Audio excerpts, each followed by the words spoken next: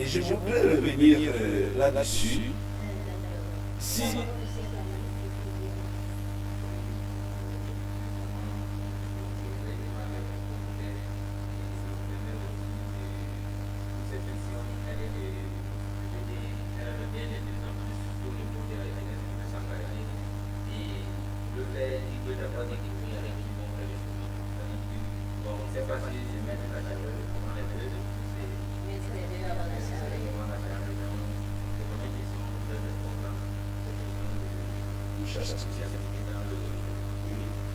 oui, mais elle est importante surtout dans le sens où si vous pensez qu'il faut vous connaître la personne avec qui vous devez marcher, vous devez d'abord mordre la personne. Si vous arrivez sous un manguier et que quelqu'un est venu mordre chaque mangue que vous voyez, si c'est la mangue qui va ceci, ça veut dire qu'il a détruit toute la récolte. Et je suis sûr que quand l'orgueil se sèche chez moi et chez toi, j'apprécie ma femme si elle est chaste. Tu apprécies ta femme si elle est chaste. Elle apprécie son mari si elle est chaste. Donc, si nous prenons la règle de l'évangile selon laquelle ne faites pas aux autres ce que vous n'aimerez pas qu'on vous fasse, je ne sais pas comment on pourrait penser que j'apprécierais une femme qui est écoutée par tous les arbres, les gars du quartier, tous les gars disent elle est bien, mais je ne la prends pas, elle est bien, je ne la prends pas. Tu arrives, tous les gars disent non, tu peux la prendre, nous l'avons tous goûté. Vous verrez que vous-même vous serez découragé. Si ceci peut nous décourager, si ceci peut décourager une relation au point d'empêcher le mariage, ça veut dire que quelqu'un ne peut pas être la règle. Dans la règle du monde du consumisme dans lequel nous sommes maintenant, oui, on penserait que non, il faut que je sache. Mais s'il faut goûter chacun, est-ce que vous l'avez totalement goûté sur le plan spirituel? Non. Est-ce que vous l'avez goûté totalement sur le plan, je pourrais dire anthropologique, sa personnalité? Non. 3 mois après, on a seulement beaucoup goûté le sexe et on dit on peut avancer. Excusez-moi, j'ai vu beaucoup de jeunes qui sont totalement détruits. Leur vie académique, leur vie au collège scolaire est détruite parce qu'on leur dit non, faites-vous goûter. Ou bien elle s'est convaincue que non, il fallait que je me fasse goûter. Et elle tombe sur une histoire où, après, le principal ou bien le proviseur du collège dit non, vous devez partir. Ou bien même, si c'est les vacances, elle est totalement ruinée parce que sa personnalité a été bouleversée. Vous savez que les charmants garçons se font toujours aimer. Elles se font aimer parfois par toutes les filles à la fois. Et laissent des traces. Et quand tu arrives, tu te dis non, je suis la bonne personne, ça va marcher.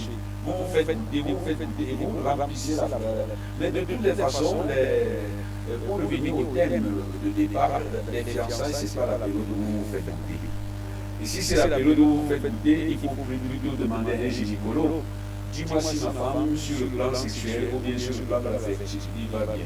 Mais vous n'êtes pas gynécologue. Et si vous pensez que c'est la loi pour se marier, vous serez obligé de goûter 6, 7, 8, 10 filles, et votre vie sera finalement de la prostitution ambiante.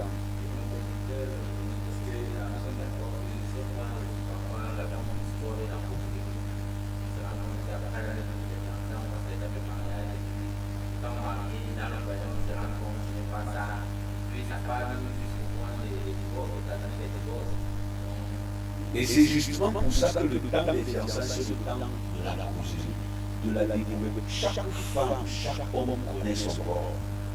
Il peut vous dire, je suis bien en santé.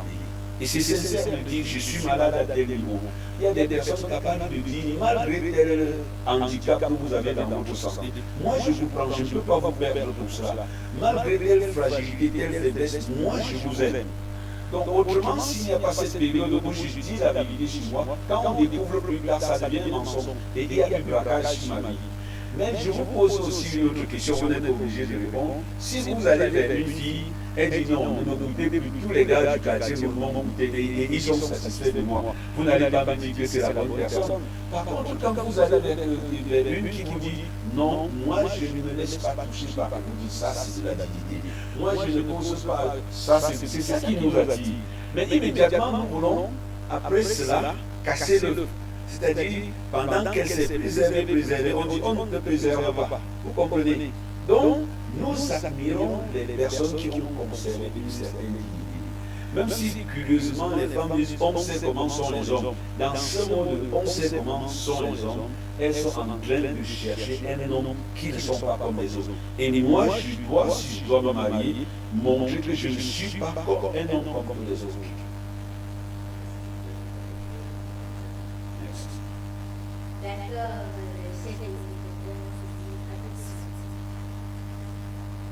Merci, Armel.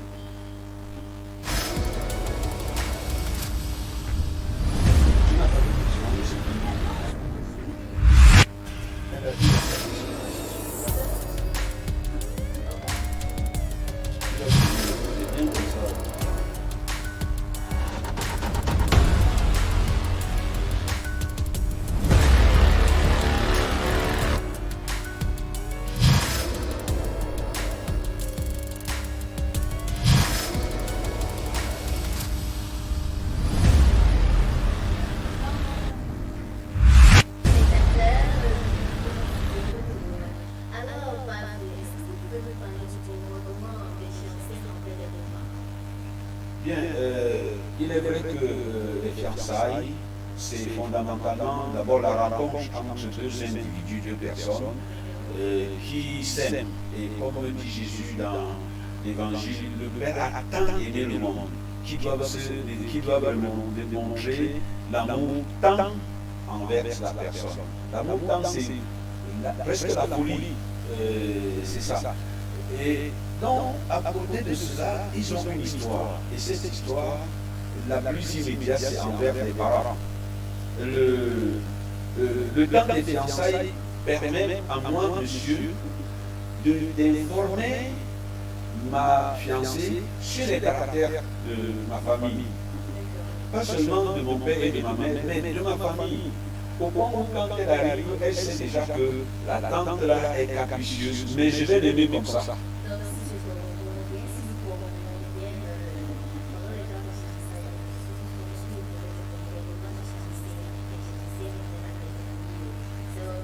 Exactement.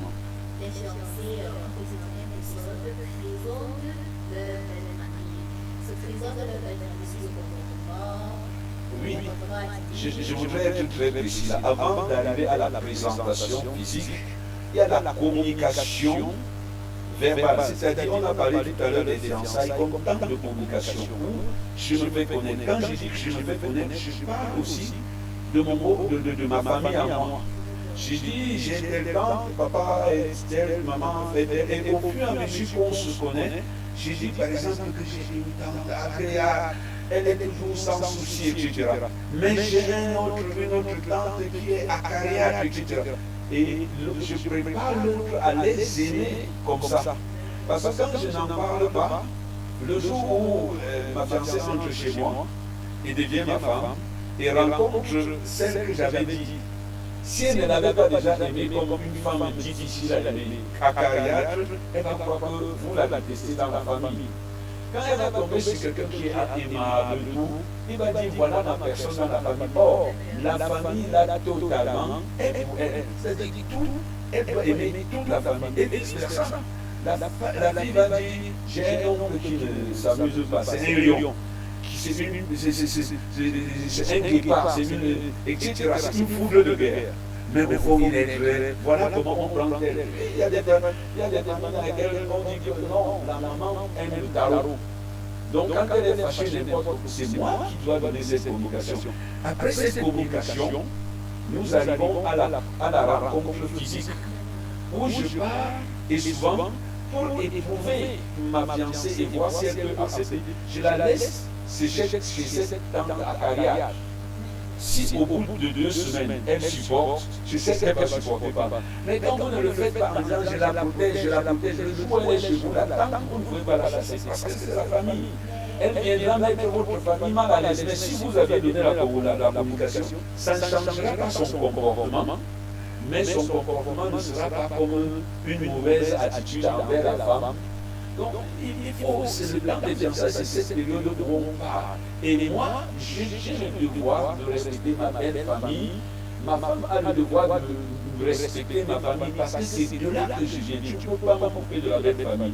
Mais lorsque nous connaissons réciproquement, toi, ma famille, moi, ta famille, je sais que tel qui a réagi comme ça, on m'en avait déjà parlé. Ça ne s'est plus blessure. Mais si je te l'ai caché, le jour où l'enfant de tel arrive avec leur comportement en famille et fait telle chose, je suis blessé et j'en fais un problème familial.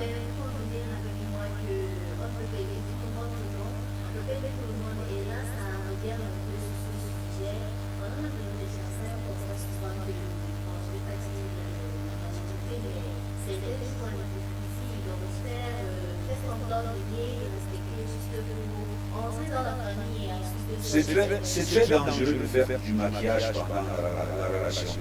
J'ai parlé tout à l'heure des voitures. Quand un petit porteur veut charger l'avion, veut partir de Bafoussam pour Yaoundé, il prend par exemple 150 litres de carburant. Mais si vous dites que l'avion a pris 150 litres de carburant, vous mettez dans un gros porteur qui doit porter les gens de Douala pour Moscou.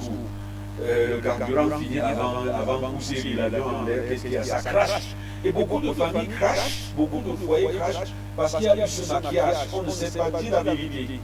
Or, ça, vous ne perdez rien, vous ne gagnez rien plutôt à vous mentir à vous-même juste pour entrer dans la famille et devenir un prisonnier d'un enfer qui va même vous faire mourir vite.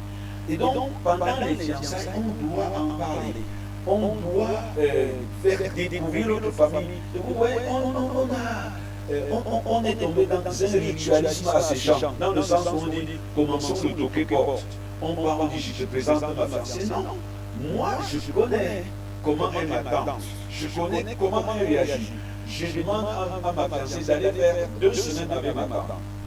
Et 2 fois, elle va apprendre à étudier les réactions. C'est ça le toquer porte. Ce n'est pas ce qu'on va donner. C'est après la connaissance que j'ai de cette famille, de supporter leurs desiderata, ainsi de suite, et de vivre avec mon mari en sachant que même si cette tante vient ici hurler un jour, ça ne va pas détruire ce que nous.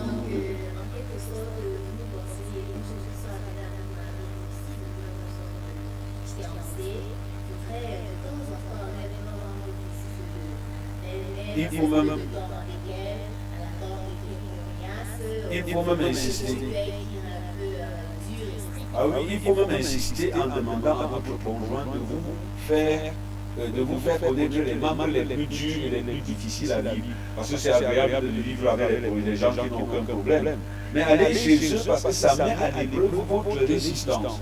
Et demain, quand ça viendra, on va dire, mais la femme a un bon cœur, tout ce qu'on fait, elle supporte. Mais parce qu'on t'avait averti avant. Et cet avertissement est signe d'amour. C'est même signe de préparation au vrai amour. Je répète encore, vous n'êtes pas marié pour aimer la belle famille. Parce que tout à l'heure, vous dites qu'on ne peut pas aimer tout le monde. Vous êtes là pour aimer votre mari. Vous n'avez qu'un seul mari. Et votre mari, écoutez-moi bien, vous aimez votre mari. Votre mari vous aime. On dit, Dieu a tant aimé le monde. Donc vous devez aimer votre mari tant. Et parce que vous l'aimez tant, vous aimez aussi son histoire. Parce que lui-même il vit avec ses oncles qui ne sont pas faciles à vivre, mais il survit.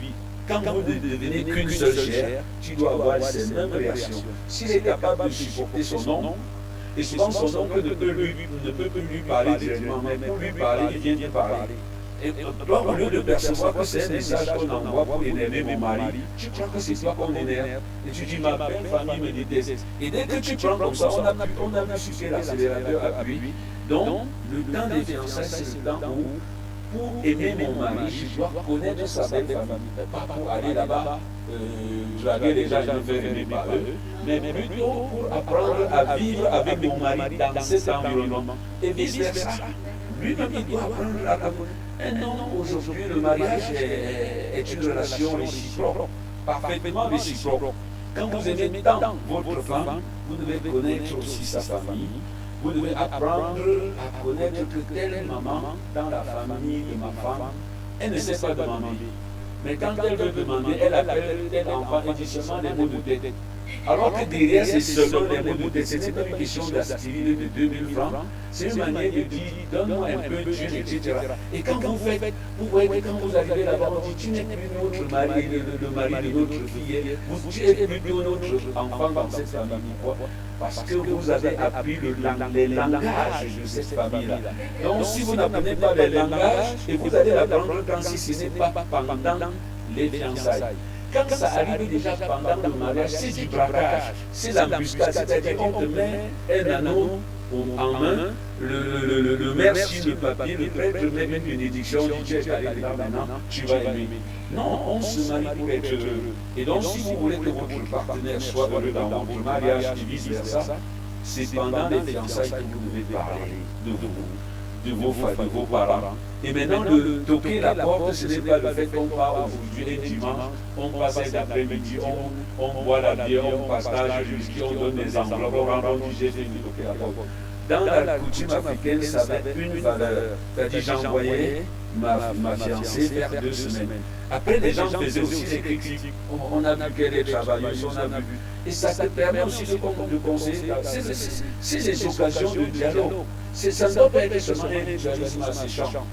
Donc, aujourd'hui, quand le rythme du travail nous impose de travailler 5-6 jours par semaine, en veut au moins 2 week-ends successivement, ou 3 week-ends.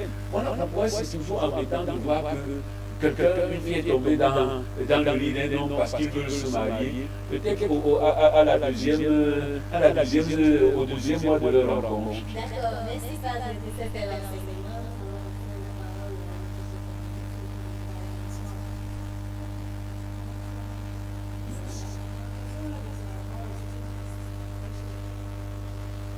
Bien, le style vestimentaire est aussi assez intéressant, important. Bon, nous le voyons déjà, quand un homme regarde une femme, il ne veut plus la voir comme les autres femmes.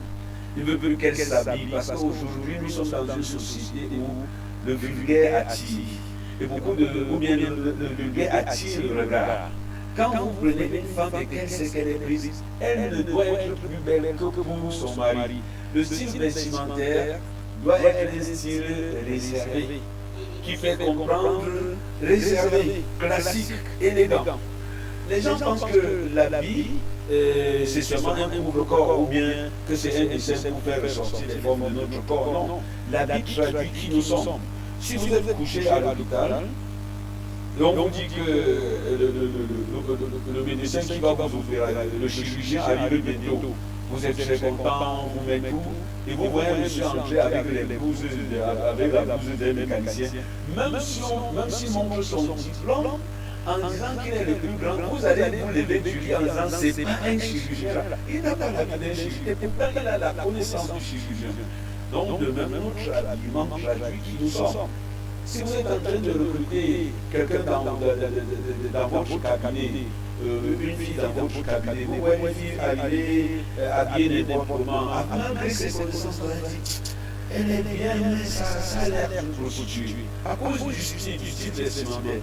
Donc ça doit traduire à ce moment-là l'idée d'une femme. Donc elle doit déjà montrer à ce moment qu'elle est une femme. Pour nous les Africains, la femme c'est style classique, bien habillée, après les genoux, sinon le cabas, les tissus en pagne, etc. Le corps que beaucoup de filles exposent maintenant, à partir de ce moment, se traduit comme un corps privé. Si vous mettez un corps qui est en train d'être privatisé à la disposition du grand public, vous êtes en train de dire ce qu'on n'est pas privé, c'est à la chasse de celui qui donne, qui arrive le premier. Donc, en période de fiançailles, la garde-robe de la fiancée doit commencer à disparaître. Même l'homme. Mais vous pouvez pas être fiancé avec un monsieur, il vient chez vous avec les oreilles. Bien, c'est malheureux aujourd'hui qu'on pose encore la question de l'ennemi comme un problème. C'est vrai que. Non, la question est bien posée, elle est pertinente. Elle ne devrait plus poser un problème. Heureusement que l'immigration nous a montré que c'était un gros problème.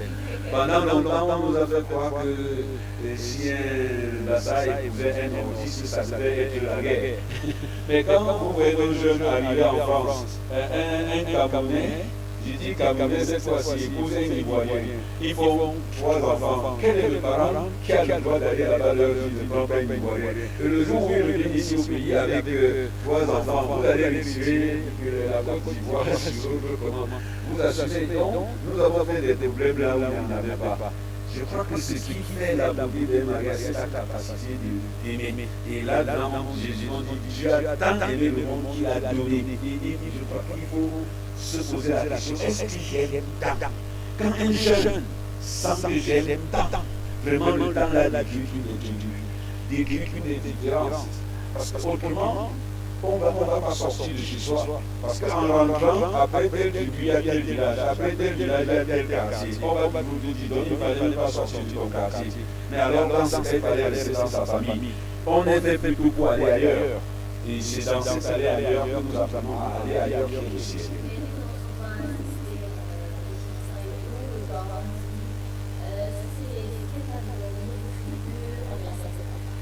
Bon, je ne pourrais pas ici commencer à dire comment les jeunes doivent évoluer par rapport à ça. J'ai les techniques, si j'ai les techniques là-dessus, mais je ne peux pas ici enseigner ces techniques-là. Moi, je dis, soyez convaincus du votre amour. Quand vous êtes convaincus de votre amour, rien de beau ne se fait sans souffrance et de passion, et avec passion. Quand vous êtes convaincus de votre amour, vous avancez. Vous avancez.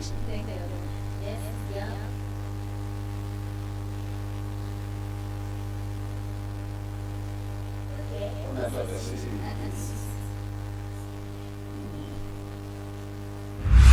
Merci.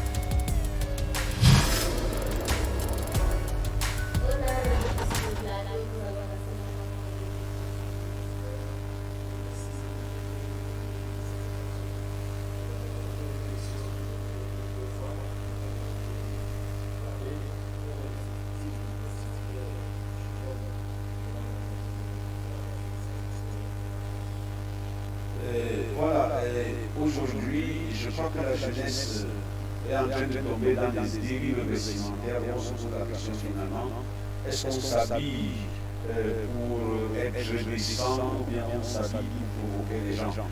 Je crois que ce soit pour l'homme qui veut se marier, pour l'homme qui est fiancé, que pour l'homme qui n'est pas fiancé, une bonne présentation respectable, toute la vie qui vous aide. Donc, quand vous soyez fiancé ou pas, il y a des moments, il y a des moments où, que vous soyez fiancé ou pas, il y a des moments, il y a des périodes où c'est votre habillement qui permet qu'on respecte dans une société. Donc, si vous ne pouvez pas porter ce type d'habillement qui respecte le classique, voir un monsieur avec des pantalons bien repassés, bien, et ceci induit aussi que votre fiancée de temps en temps, quand elle passe chez vous, c'est pour prendre un de ces habits-là et repasser. C'est un exercice qui traduit l'amour. Tout à l'heure, nous avons parlé des relations sexuelles et immédiatement, les gens se voient sur l'une des meilleures relations sexuelles, c'est-à-dire entre deux sexes, très loin voir comment votre fiancé est en train de repasser votre habit et de causer avec vous.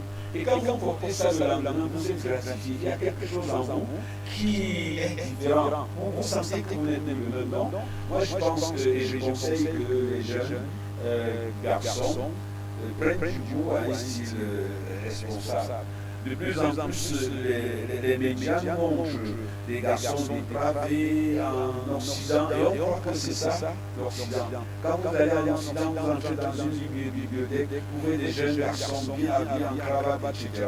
Je ne vais pas demander que ce soit le style imposé ici, mais nous avons les grands courants, nous n'avons pas aussi les cravates et autres, mais nous avons des grands courants, des bouts qui sont aussi qui montrent la qualité de la personne que nous sommes. Donc je crois que c'est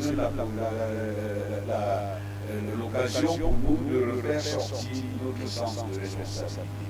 Et c'est même parfois en montrant notre sens de responsabilité sur le plan extérieur, que nous démontrons qu'on nous aime, que nous aimons, et que nous faisons aimer réellement. Bon, je ne sais pas si en appelant quelqu'un voyou, on est en train de lui faire un compliment. C'est plutôt une insulte.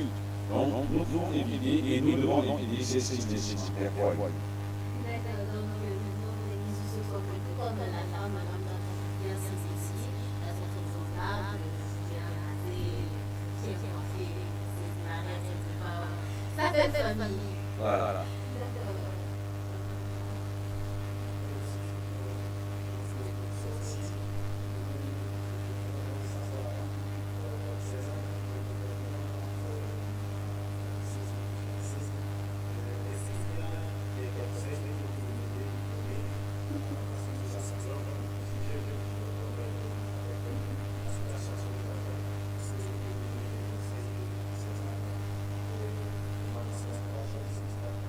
Bien, voilà, je voudrais simplement rappeler qu'il n'est pas bien pour nous d'épouser des inconnus. Et de plus en plus de mariages souffrent parce qu'on est épousé des inconnus dans le sens où on connaît le nom, on connaît le village, on connaît, etc. Et la personne a découvert nous et s'est adaptée à nous. Et nous l'avons embrassé, nous nous sommes fait violenter. Beaucoup de personnes, beaucoup de jeunes se font violenter parce qu'ils se lancent dans des inconnus. Parce qu'avec l'aide des réseaux sociaux, nous vivons le maquillage. Le maquillage dans le sens où quand je poste un statut, j'ai un message à transmettre, j'ai envie d'attirer les gens, j'ai envie, et réellement de beaucoup de personnes tombent dans ce piège. Donc, je voudrais que les jeunes qui veulent les mariages s'enracinent fortement en Dieu. Quand nous nous enracinons en Dieu, nous pouvons connaître l'autre et nous faire connaître. N'hésitons surtout pas à nous faire connaître. Quand je me fais totalement connaître, eh bien, je donne à l'autre de m'aimer sincèrement. Et si on le connaît, nous sommes pressés aujourd'hui à croire que comme j'ai un coup de foudre pour elle, je peux immédiatement parler avec lui du mariage. Le siècle de la vitesse ne peut pas nous sauver aussi dans nos relations familiales. Parce qu'on ne se marie pas pour 2 semaines, même bien pour 6 mois. On se marie pour 100 ans parfois. On se marie à des couples qui ont fêté 60 ans et 70 ans. Alors ça veut dire que s'ils sont mariés à l'âge de 25-30 ans, ils sont dans les 60 ans. Ils ont vécu 100 ans de gratification et d'amour envers l'autre. Je pense aussi que je pourrais dire le temps des fiançailles doit être fondamentalement un temps de prière. Quand vous pouvez prier avec votre fiancé, vous allez vous connaître fondamentalement. Quand vous pouvez prier ensemble, la prière, c'est le lieu où, souvent sans parler, Dieu vous parle de la personne qui est à côté de vous et vous laisse parler à la personne qui est à côté de vous avec des mots de silence.